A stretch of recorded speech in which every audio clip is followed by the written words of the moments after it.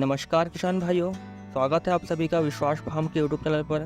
किसान भाइयों, आज हम फूलगोभी की खेती की संपूर्ण जानकारी के बारे में बात करेंगे।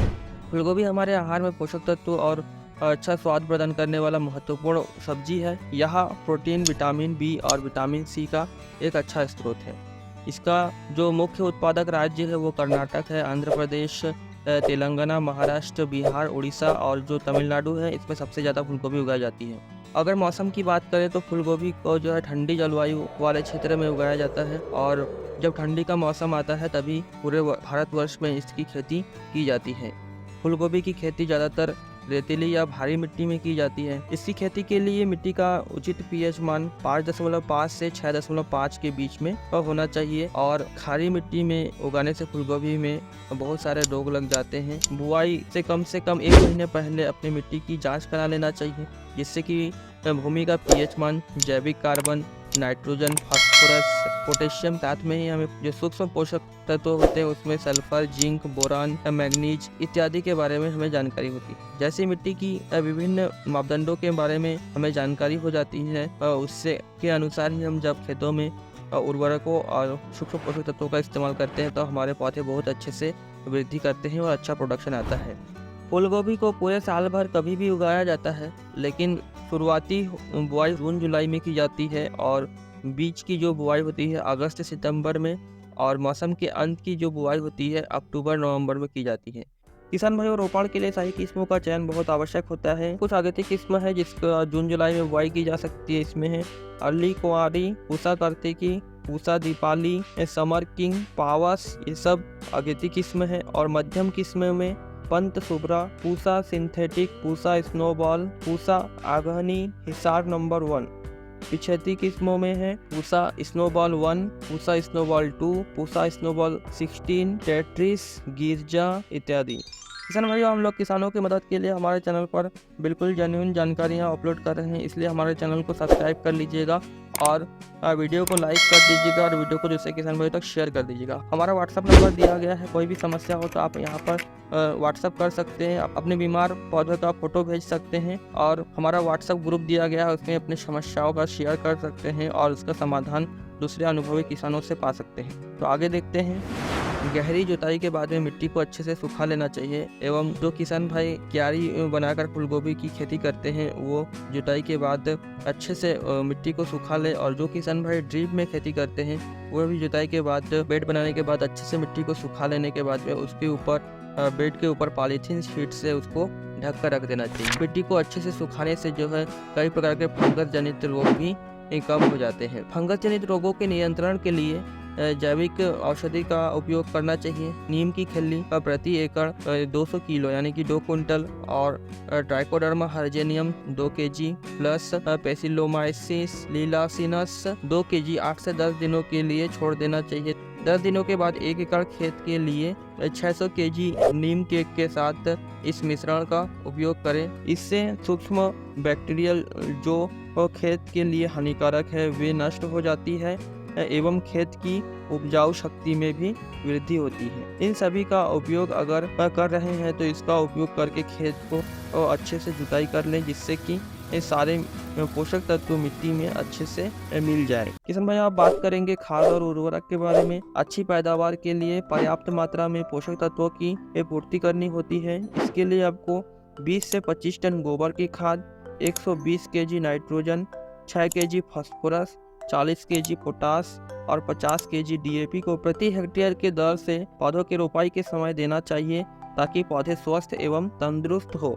1 एकड़ खेत के लिए 120 ग्राम बीजों की आवश्यकता होती है। पौधों को खेत में रोपण के लिए 25 से 30 दिनों का होना चाहिए या फिर 4 से 6 पत्तियों का होना चाहिए। पौधों को खेत में प्रत्यारोपण करने के पहले जो carbendazim 50% 3 gram plus streptomycin sulphate 9% plus tetracycline hydrochloride 1% SP 0.10 gram प्रति लीटर पानी में घोल बनाकर 30 मिनट के लिए पौधों को डुबो कर रखना चाहिए, जिससे कि जड़ के सड़न और विल्ट रोग को नियंत्रण करने में सहायता मिलती है।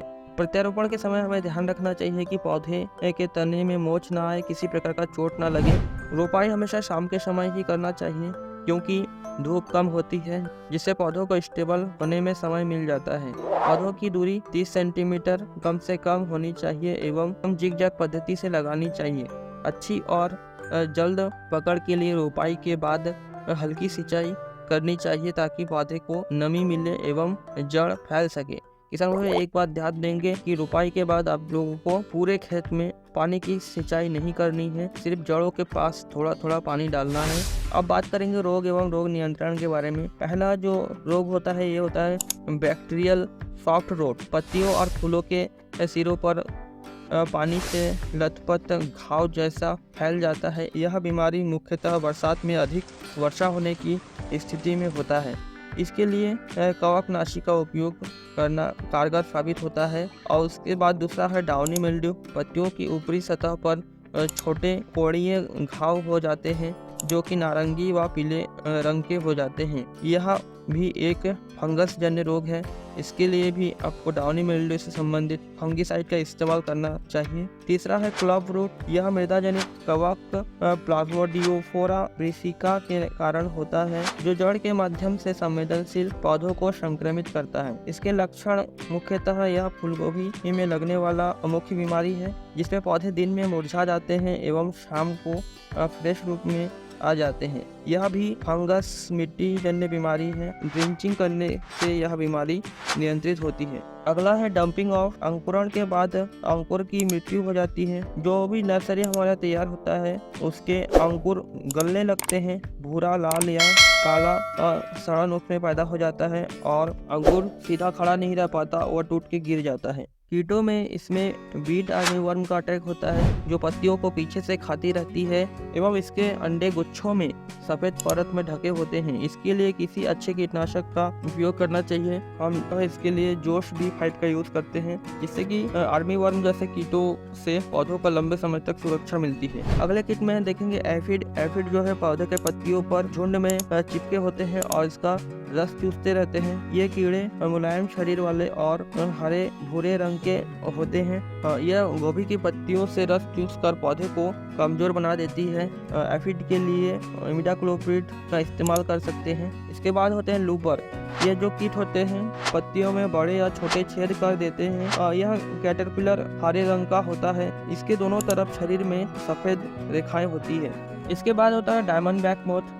यह एक युवा लार्वा होता है जो पत्तियों को ऊपर से और नीचे से दोनों तरफ से खाते रहती है और यह रेशम के धागे के समान दिखाई देती है और ये लार्वा कभी कभी धागे भी निकालती है और यह फूलगोभी के फूलों को बहुत ज़्यादा क्षति पहुंचाती है। तो डायमंड बैक मोथ को भी कंट्रोल करना बहुत आवश्यक होता है। ये जो सभी इल्ली कीटे और कैटरपिलर वर्गीय कीटे होती हैं ये लगभग एक ही 2 दवाइयों से कंट्रोल हो जाती है जिसमें से मुख्यतः हम लोग जोश B5 का यूज़ करते हैं। उसके बाद आप लोग एम्प्लीगो यूज़ कर सकते हैं, कोराजिन यूज़ कर सकते हैं और अलाइका यूज़ कर सकते हैं एफिड और जैसिड कंट्रोल के लिए।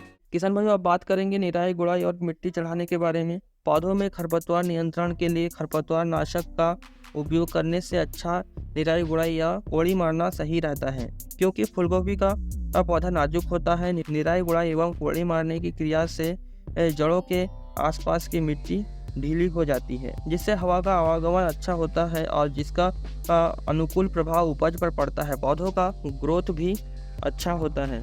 तो इसलिए हमें पौधे लगने के 10 दिनों के बाद तक इंतजार करना होता है। पौधे जब थोड़ा स्टेबल हो जाते हैं हमें उस पौधों के आसपास में कोड़ाई करना होता है ताकि हवा का आगमन हो सके और पौधों के आसपास की मिट्टी जो है ढीली हो सके। जिसके बाद में पौधों का वाइट रूट में वृद्धि होती है। पौधों की जो वाइट रूट होती है यही पौधों के लिए भोजन बनाने में बहुत मदद करती है और इसी से पौधों का ग्रोथ बहुत अच्छा होता है। इसीलिए हमें हमेशा ध्यान देना चाहिए कि हम पौधों के आसपास ऐसे निराई गुड़ाई करें कि उनके वाइट रूट में अधिक वृद्धि हो। उसके बाद आता है पौधों में पानी की सिंचाई के बारे में। फूलगोभी की खेत को जितना अच्छे से सुखाने के बाद पानी का सिंचाई करेंगे उतना ही कम फंगस का अटैक होगा। खेत में पानी डालते समय थोड़ी मात्रा में यूरिया डाल देनी चाहिए आसपास में ताकि पौधों का ग्रोथ अच्छा हो। 10 दिनों के बाद जब पौधे स्टेबल हो जाते हैं तो हमें खेतों में थोड़ा पानी सूखने के बाद में हमें उसमें NPK 19-19-19 को 50 ग्राम प्रति टंकी घोल करके छिड़काव कर देना चाहिए। पौधे जब मेड़ बनने के लायक हो जाए तब एक बार फिर से पौधों के आसपास में कोड़ाई कर लेनी चाहिए। मादा भरते समय 2 KG urea, 1 KG DAP, 1 KG potash एवं 500 ग्राम सरसों की खली इस अनुपात में मिलाकर खेत को अच्छी तरह से सुखाने के बाद में पौधों के दोनों तरफ डाल करके उस मादी भर देनी चाहिए, यानी कि पौधों के दोनों तरफ मिट्टी चढ़ा लेना चाहिए। किसान भाइयों, पौधों के दोनों तरफ मिट्टी भरने को हमारे यहाँ मादा भरना बोलते हैं या फिर मांदी भरना भी बोलते हैं। आप लोग के क्षेत्र में क्या बोलते हैं कमेंट करके जरूर बताइएगा। मादा भरने से पहले एक बार किसी फंगिसाइड का स्प्रे कर लेना चाहिए, ताकि जो पौधों के जड़ों के पास हम मिट्टी भर रहे हैं उसमें सड़न पैदा ना हो जाए। फंगिसाइड में कस्टोडिया ले लेना चाहिए, एज़ोस्ट्रोबिन 11% प्लस टेबुकोनाजोल 18.3% SC को एवं बायोनॉल को भी आप ले सकते हैं। इसके इस्तेमाल से पौधों के जड़ों के सड़न में कमी आती है, या जो भी अच्छा फंगिसाइड आपके आसपास में उपलब्ध हो आप उसका इस्तेमाल कर सकते हैं। खाद डालने के बाद 2 सिंचाई खेत में नमी रखने के साथ ही ले लेना चाहिए, क्योंकि हम कुछ समय पहले ही इसमें रासायनिक उर्वरक इस्तेमाल किए हैं, इसलिए पौधे ना मरे इसके लिए हमें नमी रहते हुए ही सिंचाई करनी चाहिए।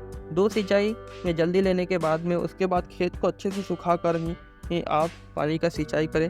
कैटरपिलर के नियंत्रण के लिए आप इसके बीच में करते रहें, जैसे कि जोश B5, एम्प्लीगो या फिर कोराजिन का। गोभी की फूल बनने की शुरुआती अवस्था में हमें NPK 1261 और NPK 13045 को 100 ग्राम से 150 ग्राम प्रति टंकी में घोल करके पौधों पर छिड़काव कर देना है, जिससे फूलों का साइज बड़ा होता है। एवं पौधों की अच्छी वृद्धि के लिए NPK 15-15-15 को 10 ग्राम की मात्रा में हर पौधे के पास में 2.5 सेंटीमीटर नीचे डाल देना चाहिए। तो किसान भाइयों, जब फूलगोभी बनने वाली होती है, फूलगोभी की पत्तियां होती है और उसके बीच में एक खाली जगह होता है जहां फूलगोभी बनने वाली होती है, वहां पे हमें कैल्शियम नाइट्रेट 100 ग्राम प्रति पंप के हिसाब से छिड़काव कर लेना चाहिए, जिससे कि फूल और ठोस होते हैं और वजनी होते हैं, जिससे किसान भाइयों का प्रोडक्शन में वृद्धि होती है। किसान भाइयों, फूलगोभियों के पत्तियों के विकास के लिए हमें 10 से 15 दिन के अंतराल में NPK 1261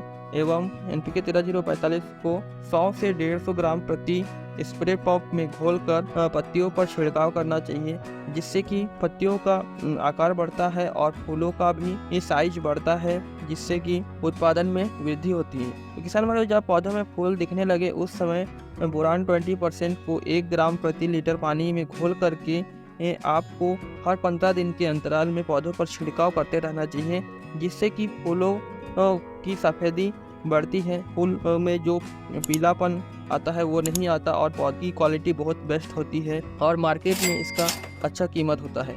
और यह बोरान का स्प्रे फसल कटाई तक जारी रहता है। तो किसान भाइयों, इस तरह 90 से 110 दिनों के बीच में हमारे फूल गोभी का कटाई कंप्लीट हो जाता है। मिलेंगे और भी अच्छी जानकारियों के साथ नेक्स्ट वीडियो में। वीडियो देखने के लिए सभी किसान भाइयों का बहुत बहुत धन्यवाद।